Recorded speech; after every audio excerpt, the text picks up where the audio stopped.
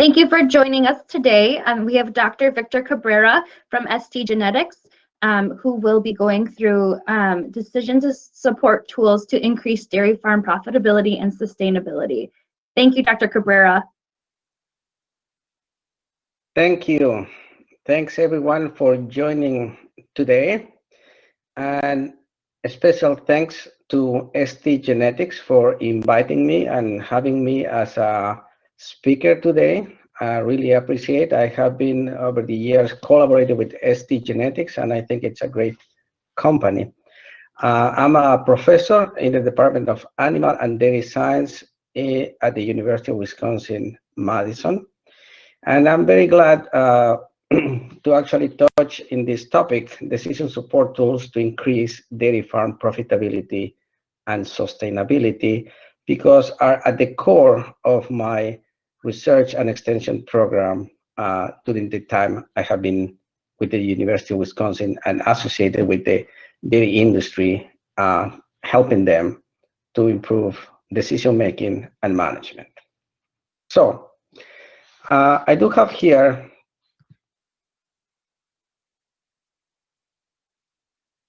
the outline for the presentation. What I would like to do is cover these topics in the next 45 minutes. That's the time that has been allocated to me.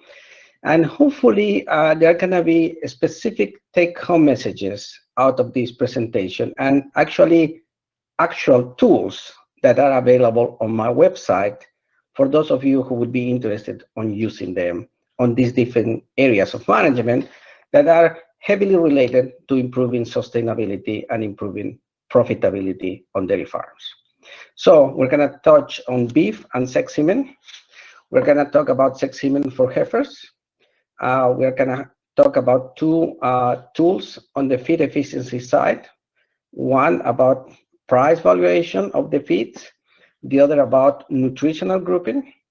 We're gonna talk about cow selection efficiency, then reproduction efficiency, and I would like to take just a few moments at the very end to talk about this new exciting initiative we are working on that we call the Dairy Brain.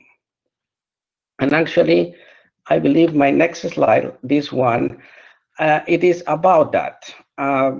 You're gonna see a number of different decision support tools through the presentation that are already available on a website. Most of them are online tools, and the user can custom use those tools, applying data from a specific farm, so make farm-specific decisions with those tools. One challenge we have had over the years is actually to connect those data directly to the tools. That's what we're trying to do in this Dairy Brain project. But the other thing as well, and the other challenge on the tools, is not only connecting the data, but integrating the data from different vendors, different systems on the farm. So we have a goal for the next couple of years to develop a number of tools like the ones you see in the table here. And I'm gonna leave you with this idea and this table of different tools for different terms in the short, mid, and long-term decision-making. And I'm gonna talk about these tools and what we envision with these tools later on after we go to the specific tools we're gonna touch in this presentation. Okay, so let's talk about the use of beef and sex semen on dairy. Unfortunately, the other thing I would like to mention briefly is, since we're gonna touch in a number of tools, we're not gonna have time to go deep or have a deep dive on each one of those tools. But I just want to give you with a taste, a good sense of what each tool does, what the decision making is about, and how that can improve profitability and sustainability in the dairy farm industry in general. Okay, so beef and sex semen on dairy. Dairy farmers have options nowadays, which is great. They can use the conventional, the normal semen they have been using for years, but nowadays they can use sex semen and beef semen in combination, depending on the genetic of the animal, what type of services, or what lactation the animal is. And this will depend a lot on the genetics of the animal and the age of the animal, obviously. But then it becomes a little more complicated problem trying to put all together, having the prices, the costs, and how it's gonna play better in the long term for the dairy farm. So basically, in our opinion, if we can drill down all these decisions to three important blocks, one would be the number of replacements needed.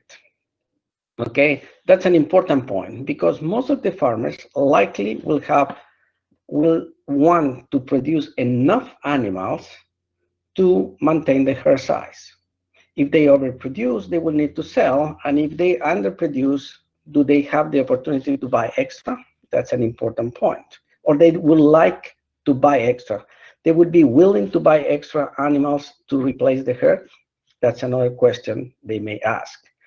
The other important point here is the performance. And the performance is the relationship of the conventional semen they have normally been using and with the sex semen and the beef semen. What's the difference? And the other important point to take into consideration here is actually the prices. And in this specific case, two important things on these prices: the value of the calves and the value of the semen that you're gonna be using. So we came with this term that we are calling income from calves over semen cost. So we are in a balance trying to find out what's a better option in the value that they bring us in calves and how much we invest on the semen. So that's basically the bottom line in this decision. So here's the tool. And this, again, it's available on my website. Very simple, dairymgt.info. If you haven't visited, I would really encourage you to visit and explore and look this tool and many other tools available there as well. So briefly, this tool, in the first step, calculates how many female calves are required every month. Like in this case, for example, 38 for 1,000 herd farm, right? So we need to find out a protocol of breeding with different types of semen in order to get us at least 38 animals, if that week it's considered the goal of the farm. And actually here, going to the bottom, number 5 here, the last, it's calculating with our protocol of different breedings of different type of semen in different services that we would be producing about 45 more than what we need. We have 7 extra calves, which is good, just in case. And this value here, which is the income from calves over semen cost, $4,000 more than if the farm would use simply conventional semen. Very simple tool for the user. Internally, it has some simulation modeling and calculating the different probabilities of getting pregnant according to the different semen. But the last thing I would like to mention in this tool is the number 3 here, that the user has the capability actually for each one of the services to split the group of animals in top and bottom. And top and bottom can have a different type of semen being used on them, which is very interesting and something potentially farmers could be doing or are doing already indeed. So only in this tool, I will spend a little more time just to give you an idea that we can use the tools as well to do a little more deeper analysis. Like in this case, for example, we use realistic scenarios combinations, and we create a virtual farm with 1,000 cows, 35% culling rate, 7% of stillbirth rate, and a performance of reproduction about 20%, 21-day pregnancy rate. So on this farm, actually, we did all these protocols of use sex semen, from not use at all to heavily using sex semen, even to the second lactation animals in the first breeding, for example, and everything in between. we had one scenario here in which we put to the heifers sex semen and to the first breeding in the first lactation, but only to the top 20% genetics of the animals. And then we combine this with the use of beef semen. And actually, in this situation, we assume that heifers would not use any beef semen at all, and the beef semen would be used in adult cows. And actually, that changed from 0% all the way to 100%. And that's actually something that we know it's happening already in the industry. Some situations in which a number of cows are being bred with sex semen, and the rest of the animals are being bred with only beef semen, no conventional semen at all. Like in this case, for example, the 100% here, it's a combination of only beef semen and sex semen on that farm. And then we were able to build the results in graphs like this in 3 dimensions. For example, we have here on this, what it would be the x-axis, the sex semen use from not use on the left side all the way to a high use of sex semen on the right side. On the z-axis here, we have the beef use from 0, non-use, all the way to 100% of used beef semen. And on this y-axis, we have the income from calves over semen cost. And obviously, we are interested in having the highest value of income from calves over semen cost. And actually, that would happen somewhere here, indeed. But the other thing I haven't mentioned yet is that if we have cubes here, that means we don't have enough balance of animals. We're not producing enough replacements out of our protocol of breeding. And indeed, that's what this red circle indicates here. All those situations with the solid balls here indicate that they have enough replacements. So actually, the best situation for the farm or the farm who would like to have enough replacements from inside the farm would be this one I'm marking here, in which the farm is using 50% of beef semen and 2 services with the heifers of sex semen, for example. That's giving us the maximum income from calves over semen cost. That would be about 3,000 in this, 2,000, between 2 and 3,000. But then you understand this would be different in different situations, will depend on the prices of the calves and the semen, but also on the efficiency of the reproductive program, right? So the maximum income from calves over semen cost, when we have a heifer balance that's greater than 0, would be using sex semen in many cases, and in some situations even up to the second lactation in the first breeding.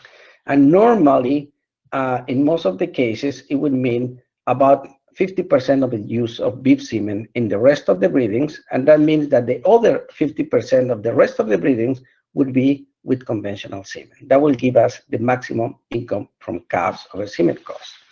So based on that, actually, what we could do is to find out what's the break-even price of the calf, the crossbred calf that will come out by using the beef semen, in order to at least have enough income from calves over semen cost that's positive. And as you can see, for example, if we have a high reproductive performance of 30% 21-day pregnancy rate, the break-even price of the crossbred would be about only $59. So that means a very low price of the crossbred animal will still make valuable and would be valuable the proposition of using beef semen. For a medium reproductive performance, that value would be $149, $150, which is still very feasible because we know the price in the last years has been around $200 indeed for each crossbreed animal, okay? If we have a low reproductive performance, indeed, actually the price that's needed to make a break-even of using beef semen, it's very high and very unlikely indeed. So one important conclusion of this is if the farm has at least a decent reproductive performance, they would be more likely to use beef semen and take an advantage of that proposition. So in general, take-home messages, the semen strategies depend on the farm performance reproductively and the market conditions, obviously. The beef semen has a great benefit, but always likely would need to be combined with sex semen.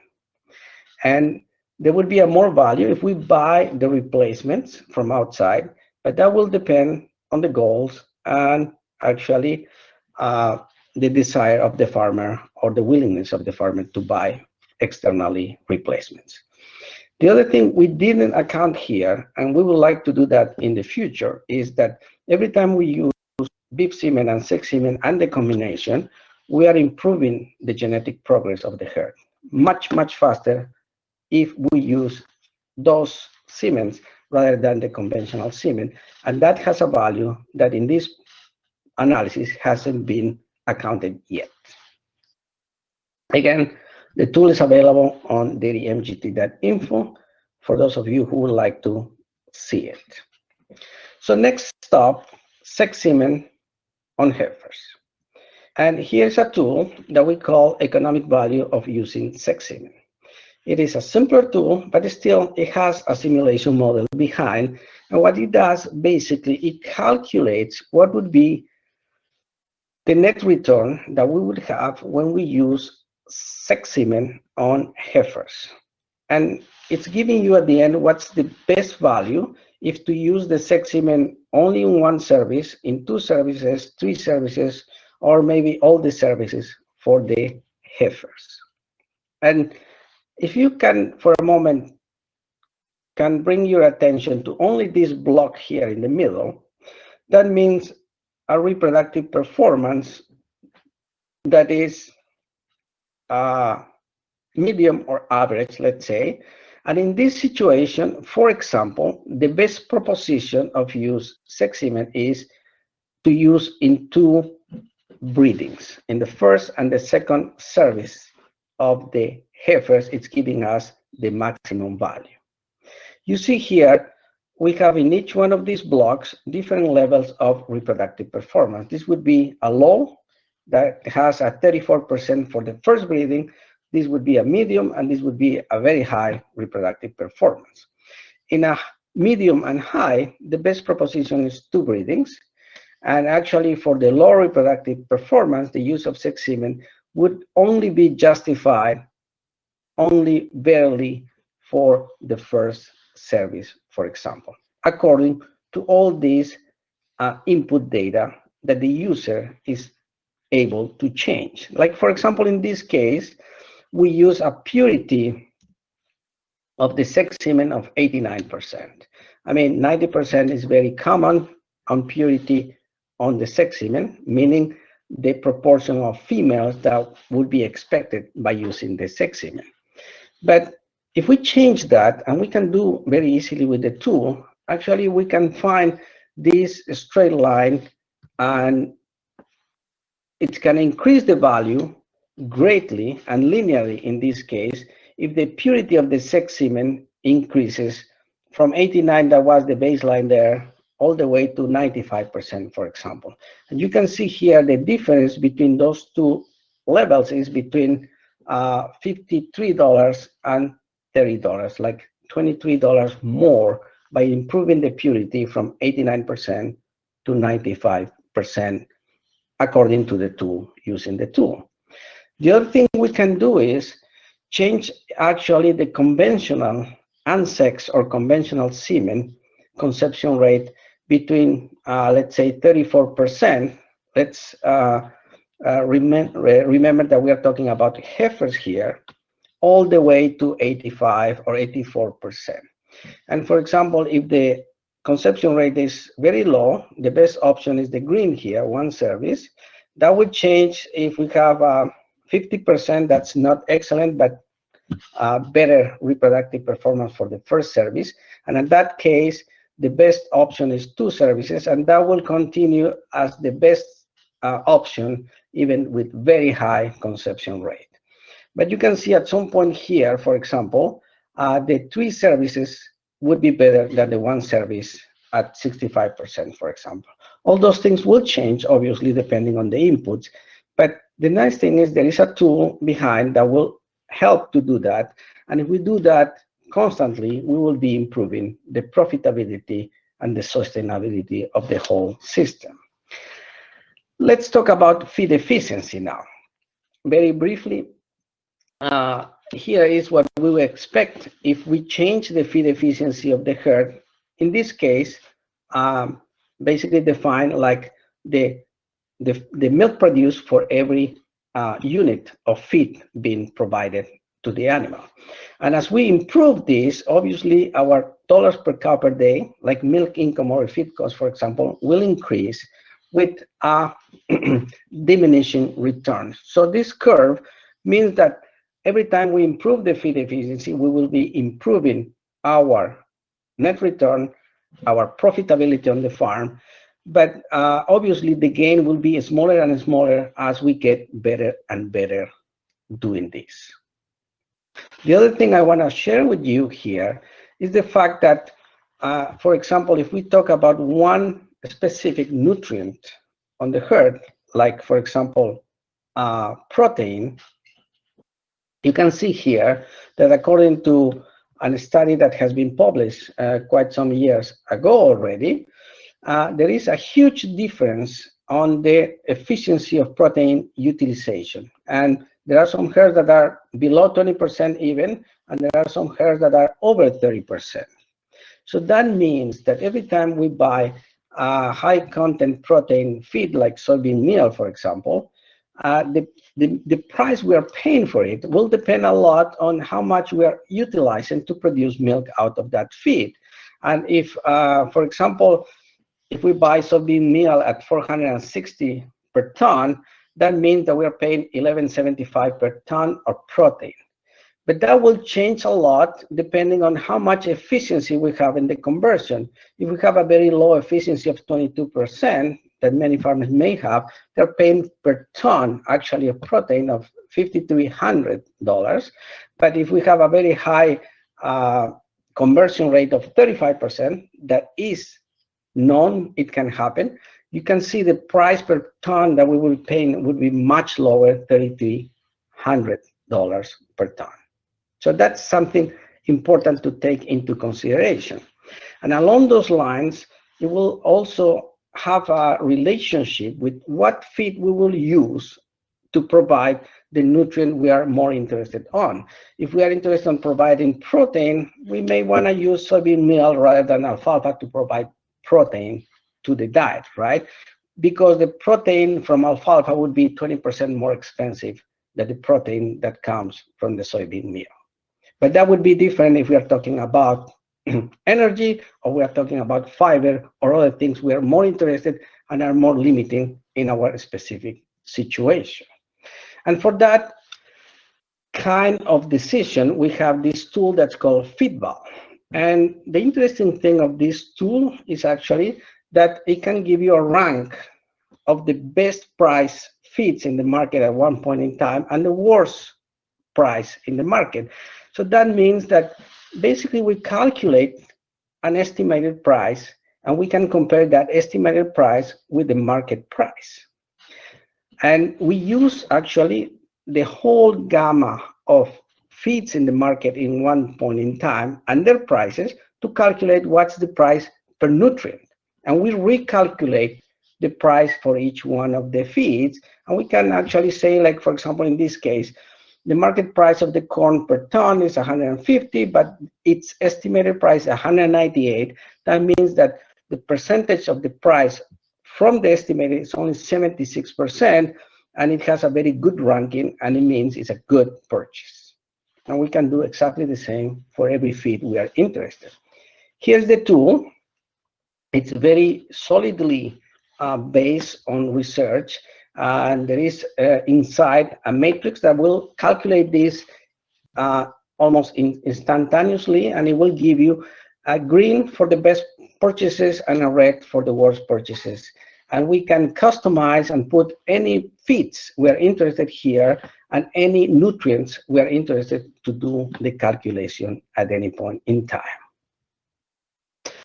And along those lines of feeding, the next thing I want to discuss with you is nutritional grouping, which I think it's a lost opportunity in the dairy industry.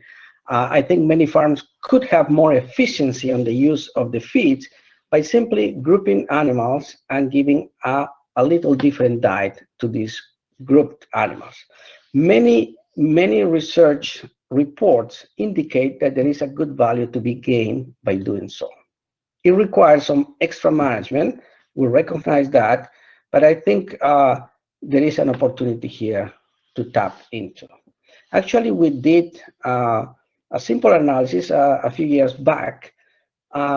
In Wisconsin, we collected data from 30 farms, and actually we determined at that point that the gain could be as much as almost $400 per cow per year by doing this. But it will depend obviously on the market conditions and the farm conditions as well. But the range you can see was between $161 to $580 per cow per year. But that was a gross analysis that needs to be done more specifically. But for sure, one thing is for sure, there is an opportunity here. And we have a tool that's called Grouping Strategies for Feeding Lactating Dairy Cattle. And the user is able to upload the records that could come from DairyComp or any management software. And actually, they can do some level of decision making, how many groups they could handle in this tab here, and what would be the benefits of doing so by changing slightly the diets and giving a diet that are more accordingly to the requirements of the animals. The other thing, switching gears here, is about selection of the animals. And we have a tool that's called the economic value of a dairy cow. And in this, what we are doing basically is projecting what we expect from a cow in red here in the long term, and what we expect from a potential replacement of that cow in the long term.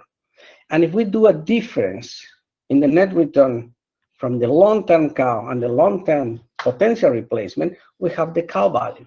And if this cow value is positive, like in this case, $627, means that $627 better than the replacement.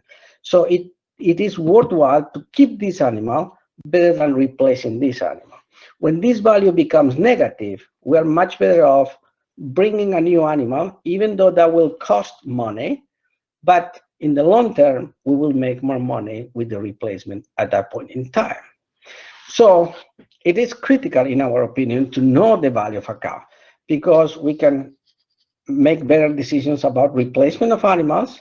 We can treat animals better, depending if the value is very low of the animal, maybe we don't want to treat at that point. We can do a much better breeding decisions. We can differentiate different type of semen for different type of animals, and we can select better the animals for many other things we're interested on the farm. And here is the tool, very simple to use and a little sophisticated behind it. The idea is that the user will only define these yellow cells here, and it will have immediately a value of the cow on the other side. And actually, this should be repeated for every single animal, and we can have a list of the ranking of the animals any time or every time on the herd. Like in this case, we can do a herd analysis. We still define some herd-defined parameters, and we will have a ranking of the worst to the best animals on the herd at one point in time. Here is what we expect in a cow-by-cow basis regarding the value of a cow.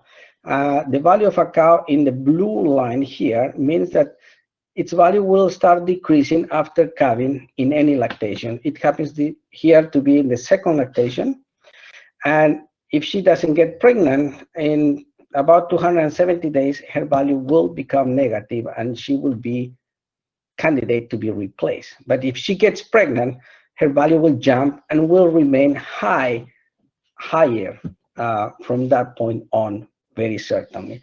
If the cow, this blue line is for an average cow, if we have a 10% better genetics animal in the green line here, that would mean that her value would be much better overall. It will still decrease, and likely, for example, here we may want to give more opportunities to that better cow to get pregnant in a longer time, for example, simply because she is better, and we would expect better in the future from that animal.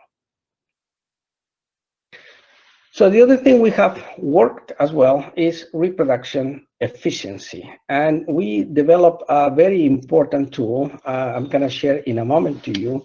But first, I would like to share this figure here that is giving you a good idea what to expect when we improve the reproductive efficiency. Here we have 10% pregnancy rate all the way to 35%.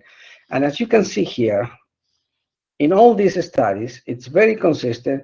The value, which is the profit here on the y-axis, it's increasing in all the cases. As we have seen before, this is also a law of diminishing return, depending on the model, a little different. But the bottom line is, even if we have a 35% pregnancy rate, we still have ways to keep improving, and likely the value will keep improving. Our profitability will keep improving. There are farms that have even more than 35% nowadays, and I think that's something all the farms should try to get in, because that's going to give more value by improving reproductive efficiency. So we have this tool that we call UW Cornell Repro Dollar. This is very involved tool. However, for the user, we have tried to do as much user-friendly as possible. But one uniqueness of this tool is the fact that the user can define very specific reproductive programs and combination of reproductive programs between synchronization and heat detection, which is very difficult to put together in a model. This allows to do that, but it will require that the user has certain level of good understanding of reproductive programs in dairy farms. It can accommodate very, very different things, and internally it will simulate what's going to happen. Like in this case, for example, you see this red curve is the cumulative reproductive performance of a current reproductive program, for example, and the green one is an alternative program. As you can see in both of them, there seems to be some time AI events, but as well some heat detection events. So combination, which is more common in the dairy industry. But the important thing here at the end and the bottom line is going to give you what's the expected net return per cow per year, for example, with the current reproductive program, and what would be with an alternative program. You see there is a huge difference between the two, and it will depend obviously on the reproductive program. The model will also give you what are the main factors that are contributing to that different value. And I want to just wrap up here to go through the Dairy Brain project. And the first thing I want to mention here is what we're trying to do in this project is actually tackle this big issue that it's very familiar to many of us, the fact that different data sources on the dairy farm are totally disconnected one from each other. So we want to bring all these data sources, which is the dairy data ecosystem as it exists nowadays, and bring all together to this agricultural data hub using this funnel. And then with permission access, provide decision support tools as the ones we have seen before, but that will have a direct connection with the data. And so they would be much more streamlined to the users have directly the answers without them needing to feed the data every single time that they want to use the tool. So that's what we have as a main concept of the Dairy Brain: collect the data from different sources and connect them in one single data set and apply these analytical services and provide value added.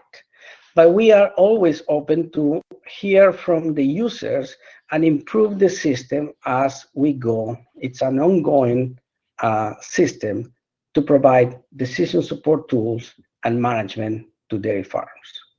And as I mentioned before,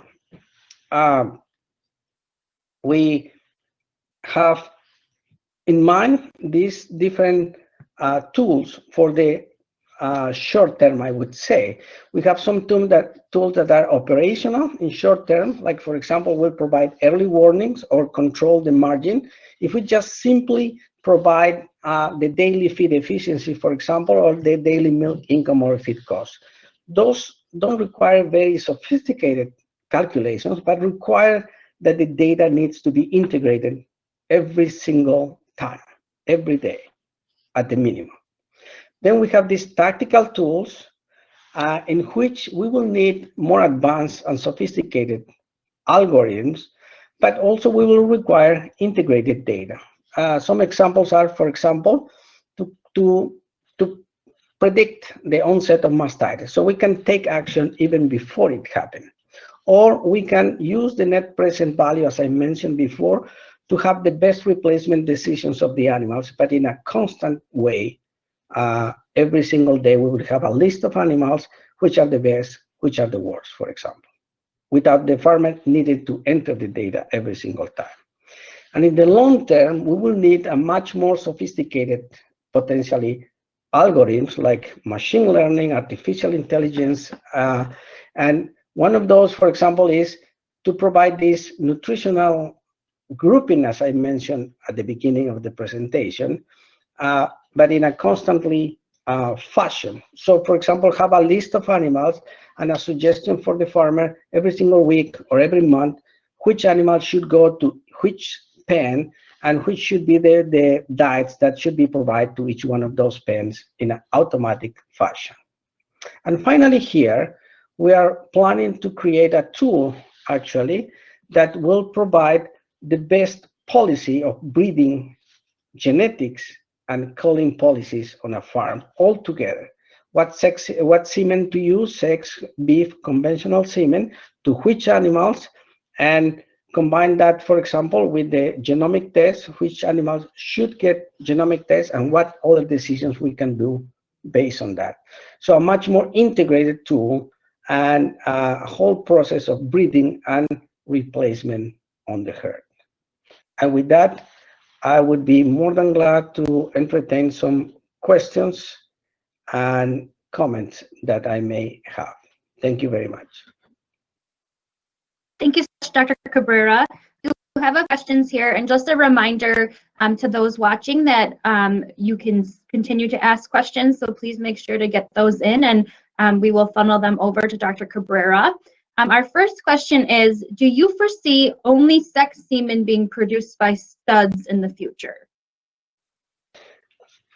Good question. Thanks for the question. Maybe. It is likely. It is an option. I do think unless we have a specific and important role for the male calves from Holstein, for example, it's going to be very difficult to justify to keep producing conventional semen. Maybe one of the reasons we are using conventional semen still is because of the price differential with the sex semen.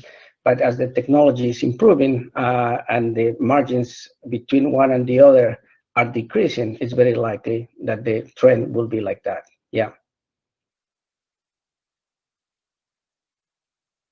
Our second question is there a risk of flooding the beef market if dairy markets start producing more beef animals? Yes. Again, very good point. I have heard that before as well.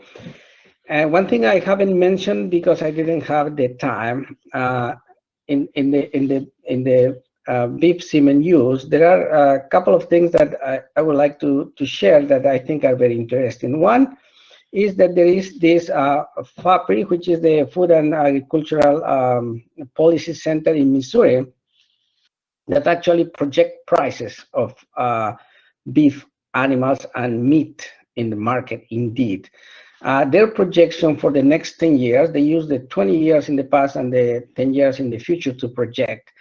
They expect that the price of beef and beef animals will not decrease actually in the next 10 years, meaning there are cycles on the beef market, and there seems to be that there is still a recovery moment, and the prices will continue to go upwards, not too much, but upwards until for the next 10 years in the future, which is good news for producing crossbreed animals. So that's one thing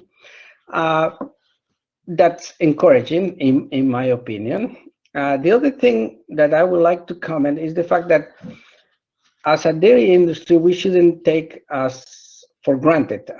This business opportunity of producing crossbreed animals has appeared as a opportunity because of the situation in the market at some point, and if we want to continue being part of that, we need to create a niche, and we need to produce quality animals and improving the quality of the animals as we go further. If we do so, I think the dairy industry can position very well into the future to produce meat on that sense, and milk as always has done, but both, I think, are always striving to produce very good quality. There is a risk, but also, I mean, there is a risk, as mentioned, that it could be inundated and decrease the price, but that hasn't happened. The projections look good, and if we produce good quality animals, I think we can maintain that as a long-term proposition business for the dairy industry. Thank you. Our next question is, if implementing your tools on our dairy operation, should we start with just heifers, or do we need to implement with the entire herd? Oh, great point. I would recommend, that the tools are indeed in different areas of management. So I'm not at all a proposer of using in one area and not in another area, or one area first, another area of management. I would encourage to use in all the areas possible. I mean, because you would have the opportunity to improve the use of sex semen on heifers, and the use of beef semen in adult animals at some point, and the use of genomic tests. There is another tool as well in some young animals, and at the same time to improve the feed efficiency of the animals by nutritional grouping. There is another tool I haven't mentioned, for example, for kind of tweaking the diets for the animals to improve somehow the milk income or feed costs and things like that. So bottom line, and in short, the answer would be try to use in all the areas you could on the farm, not only in one. Our next question is, with the focus on reproductive efficiency, do you see a benefit to crossbreeding? Do you think that the industry will trend this way? I wish.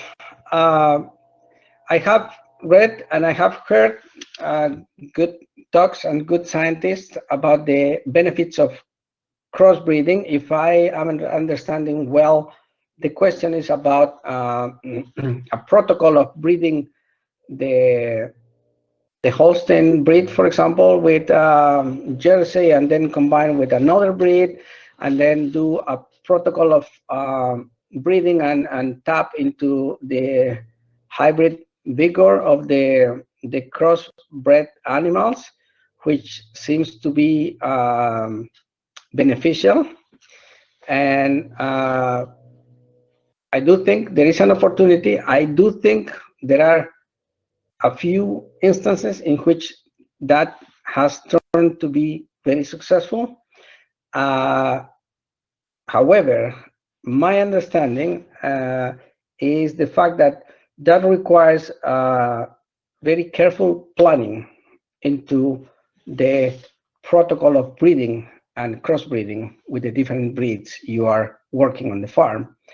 And therefore, that has been, in my opinion, in my modest opinion, one of the reasons why that hasn't catch up at the industry at large. And I hope I understood well the question that was that type of crossbreeding, not crossbreeding with beef. Our next question is, in your opinion, what are the biggest obstacles for the dairy industry to reach the level of data connectivity the Dairy Brain Initiative is aiming for?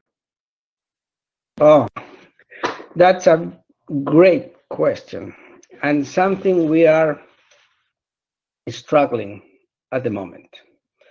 We have a great project, the Dairy Brain, that is a completely interdisciplinary group of people. We are more than 15 people, including faculty, postdocs, students.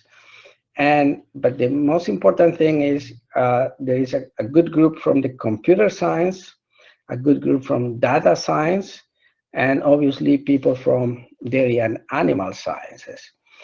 And so our main challenge has been and continues to be the fact that we have completely disconnected data sources on the farm.